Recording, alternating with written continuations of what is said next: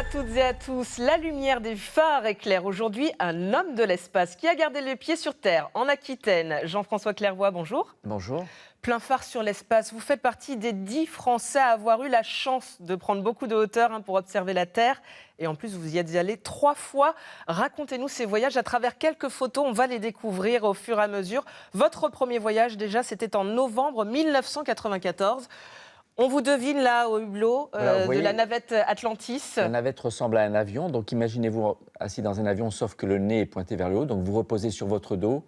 On part à midi et pour étudier l'atmosphère. Donc la caractéristique de cette mission, c'est que nous volions sur le dos en permanence. Oui. Je m'agenouillais à l'envers dans le cockpit pour regarder la Terre défiler par les hublots du plafond sous mes pieds, oui. Comme le fond de la mer sur un bateau à fond de verre pour des touristes. On perd ses repères, on a le vertige ? Alors, on est préparé, on fait des vols paraboliques, on en reparlera pour être habitué à la pesanteur. Et c'était un vol spectaculaire pour la vue de la Terre, parce que nous étions sur une orbite inclinée par rapport au plan de l'équateur, oui. Ce qui fait que la rotation de la Terre combinée avec la rotation sur notre orbite fait qu'on couvre toute la surface terrestre. Et c'est magnifique. On tombe amoureux de la planète. Ah, ça c'était votre premier coup de foudre. Donc 3 ans plus tard, en mai 97, vous redécollez pour la mission STX 84. Et là, c'est total éclatche. On vous voit avec votre Rubik's Cube et votre fusée Tintin. Alors c'est une mission de ravitaillement de la station spatiale russe Mir. Donc on s'accoste à la station spatiale avec une navette américaine. On transvase 4 tonnes de matériel, des vêtements, de la nourriture. Et on peut amener des objets personnels. Donc moi j'ai amené le Rubik's Cube dans mes 3 vols parce que je suis très fanat des casse-têtes et des jeux d'adresse, oui. Manuels et intellectuels. Et puis ça fait passer le temps là-haut ? Voilà. Alors, on est très occupé, c'est 14 à 16 heures, donc on n'a pas de temps libre. Donc, on prend sur le sommeil pour s'amuser avec nos jouets ou pour regarder la Terre. Mais la fusée Tintin, c'était bien sûr pour le symbole, parce que le premier Européen dans l'espace, c'est quand même le premier humain dans l'espace, c'est Tintin, dans une bande dessinée. Et lors de cette mission, vous avez également apporté avec vous une photo de votre famille. C'est essentiel, ça, comme lien, quand on part comme ça dans l'inconnu, dans l'espace. Alors, effectivement, tous les astronautes amènent des photos de leur famille. On a même tamponné la photo là, avec un petit tampon hexagonal, pentagonal qu'on voit. Qu'on voit en rouge, qu'on devine en rouge. C'est un tampon postal de la station Mir. D'accord. Donc, c'est ce qui nous permet d'avoir notre famille avec nous et après, quand on descend, de montrer qu'on était avec eux, même si on était un peu loin et à grande vitesse. Donc, vous voyez, sur fond de terre, dans le cockpit arrière de la navette, vous voyez d'ailleurs les 2 grands hublots du plafond qui permettent de prendre des photos de très grande qualité. Et c'est important, oui, d'avoir toujours, comme vous avez parfois sur vos bureaux, les photos de la famille, des amis ou d'événements particuliers qui vous ont touché. Ça permet de garder le moral. Il y a des moments de doute, de peur quand on est comme ça dans l'espace ? Alors, ça n'arrive quasiment jamais parce que les astronautes sont préparés. C'est-à-dire, le jour où ça arrive, le jour où vous montez dans la fusée, c'est normal dans votre vie parce que ça fait des mois que vous vous dites, à ce moment-là, je ferai ça. Et comme vous vous préparez chaque jour à l'entraînement à faire ça, quand ça arrive, si on vous le retire, à la limite, c'est là que vous ne vous sentez pas bien. Donc, si je vous donne un ticket pour aller demain, c'est normal que vous soyez un peu tendu, anxieux. Un petit peu d'appréhension. Voilà.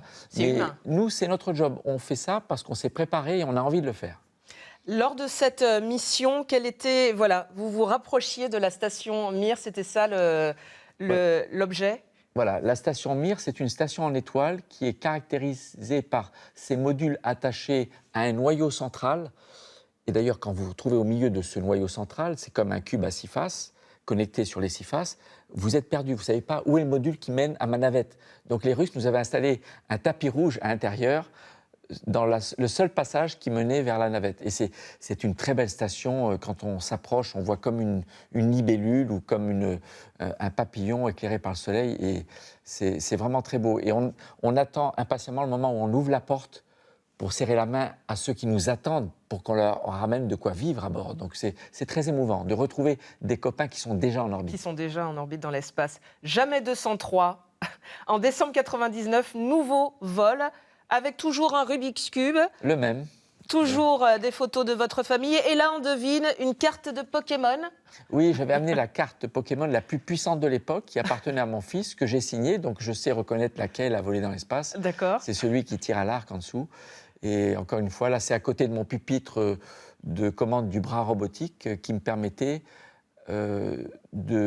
d'attraper le télescope spatial Hubble, de le fixer dans la soute, après d'installer un cale-pied à l'extrémité que je mettais devant le sas. Les collègues qui sont en scaphandre, ils se mettent les pieds dans le cale-pied et je les déplace dans le télescope, derrière, en haut, pendant 8 heures d'affilée, plusieurs jours de suite. Vous étiez mécanicien de l'espace, donc Exactement. avec le télescope Hubble qu'on va découvrir également en photo, ce beau télescope qu'il fallait attraper, c'était ça Voilà, aussi la c'est une difficulté. photo qui est prise le 25 décembre 1999, le jour de Noël. Oui. Les contrôleurs au sol nous ont demandé de rester en patrouille serrée, en co-orbitation à 28 000 km/h avec le télescope, le temps qui vérifie son bon fonctionnement. Et on reçoit le message, le jour de Noël, le télescope est 100% de retour à un fonctionnement totalement parfait. Avant, il était totalement en panne. Donc, c'est notre plus beau cadeau de Noël. Et au passage, vous voyez la couleur du ciel en plein jour. On est du côté de la Terre, éclairée par le soleil, qui éclaire le télescope, la Terre. Le ciel est noir d'encre. On va découvrir des photos que vous avez prises de la Terre. Là, c'est votre préparation pour ces voyages, pour ces missions. Là, vous vous prépariez à quoi? Vous êtes sur Terre, là? Je teste mon propre scaphandre de sortie dans l'espace, que j'étais amené éventuellement à utiliser dans mon deuxième vol. Si on n'arrivait pas à se détacher de la station russe, il fallait sortir et dévisser 96 boulons du système d'accostage. C'est à ça que je m'entraînais là, dans une chambre à vide, avec, comme je ne suis pas en apesanteur, le scaphandre qui pèse très lourd, la visseuse électrique, des visseuses qui pèsent très lourd, sont suspendues par des câbles. Donc ça permet de ne pas trop nous fatiguer quand on est sur Terre. Alors que dans l'espace, ça fatigue un peu moins parce qu'on est en apesanteur. Toute mission demande préparation et on en a preuve en photo. Voilà un des paysages que vous avez pu photographier depuis l'une de vos missions. Expliquez-nous un petit peu là où on se trouve. Donc nous sommes au nord de l'Afrique. Les deux grandes taches claires en haut à droite sont le Sahara oriental, le Sahara occidental, donc au nord de l'Afrique. C'est une photo qui est prise avec une focale de 50 mm qui est connue pour être la focale qui, une fois projetée, donne la même impression que si vous regardiez à l'œil nu par le hublot. Voilà. Si vous êtes dans le hublot, collé contre le hublot de la navette ou de la station, vous voyez la Terre comme ça. C'est comme si on y était. Vous voyez, la Terre est bien ronde, mais regardez l'épaisseur de l'atmosphère à l'horizon. À 2500 km se trouve l'horizon. C'est une couche de gaz extrêmement fine qui nous fait prendre conscience de la fragilité du vivant, de notre condition. Et le ciel toujours noir. Il faut éteindre toutes les lumières dans le cockpit, attendre que l'orientation soit telle que le soleil et la Terre soient dans le dos, pour qu'au bout de 10 minutes, quand les yeux s'adaptent à l'obscurité, ce ciel noir qui donne l'impression qu'il n'y a rien d'autre que nous, devient couvert d'étoiles colorées qui ne scintillent pas parce qu'on ne les voit pas à travers l'atmosphère. Et c'est magique. On a du mal à penser qu'on est peut-être seul dans l'univers quand on voit toutes ces étoiles. Alors que quand on voit la Terre comme ça, et rien d'autre que le Soleil et la Lune, on a l'impression qu'il n'y a rien d'autre. On est dans le vide total, le néant. Vous aimez vous replonger dans ces photos que vous avez prises au cours de vos 3 missions? Ah oui, j'adore. J'ai des catalogues de 300 photos sélectionnées pour chaque vol que je regarde régulièrement et je revis instantanément toutes les émotions, les sensations et les challenges techniques aussi de la mission. On découvre un lever de terre là depuis Alors ça, c'est mon fantasme. la Lune. Je ne l'ai pas vécu, j'ai des collègues américains qui l'ont vécu. Les premiers à être passés derrière la Lune se sont exclamés le jour de Noël, d'ailleurs 68. Nous croyions que nous étions partis étudier la Lune et ce qu'on a découvert, c'est notre planète. Le premier lever de terre sur horizon lunaire. Et on va revivre ça dans les années qui viennent. Plein phare sur Novespace, la société que vous présidez et grâce à laquelle on peut voler en apesanteur. On vous voit, c'est vous, alors même si vous êtes à l'envers? Alors c'est un avion qui est basé à Mérignac, donc juste à côté, et qui permet de recréer la vraie apesanteur. Littéralement, on injecte l'avion en orbite. On lui fait suivre un arc orbital avec un pilotage particulier qui lui fait croire qu'il est dans le vide en termes de trajectoire. Et pendant plus de 20 à 25 secondes d'affilée, on est en vraie apesanteur pour des vols scientifiques. Et on peut se mettre bien sûr dans toutes les orientations. Moi, je n'avais rien à faire, donc je me mettais à l'envers. Mais les scientifiques qui sont attachés au sol pour travailler. Et quelquefois, on fait des vols touristiques. Et les bénéfices des vols touristiques servent à financer les vols scientifiques. Donc on fait ça ici à Novespace. Et en ce moment même, il y a une campagne en cours. Ils ont fait le premier vol ce matin pour des étudiants, des Chinois qui travaillent en coopération avec les Français et des scientifiques de tout le pays. Pour le cinéma aussi, Tom Cruise est venu dans cet avion pour tourner quelques scènes de La Momie. Un caprice personnel de Tom Cruise qui cherchait désespérément un film où placer une cascade en apesanteur. Donc sur les Missions Impossibles, il n'a pas réussi. Et pour le film Le Momie, il a convaincu son coproducteur et le réalisateur. Là, il y a un avion qui va se cracher, c'est là qu'on va faire une scène en apesanteur. Ils ont choisi Novespace, notre avion, qui est connu pour être le service le meilleur au monde pour les vols paraboliques. Est-ce que vous êtes nostalgique de l'espace? À chaque fois que je revis l'apesanteur dans le 0G, je me dis quand même, ce serait cool si ça durait plus longtemps, donc si je retournais dans l'espace. Et oui. Donc vous me donnez un ticket, je pars demain. C'est ça, on peut vous y inviter. Plein phare sur les airs, c'est votre souffle, même si vous n'y allez plus, vous n'allez plus jusqu'à l'espace, mais vous avez besoin de prendre de la hauteur, on va le voir en image. En montgolfière, c'est beaucoup moins haut, mais J'ai ça a la une chance, nécessité. voilà, tous les 2 ans, il y a un rassemblement mondial dans la région de mon lieu de naissance, Longeville-les-Metz. Le rassemblement qui a le record du monde de montgolfière, présente au même moment, gonflée en même temps, et avec 2 amis, Bertrand Picard et Gérard Fetzer, tous les 2 ans, et une amie de Bertrand, on se fait un vol ou 2 vols, et c'est comme l'espace. Oui.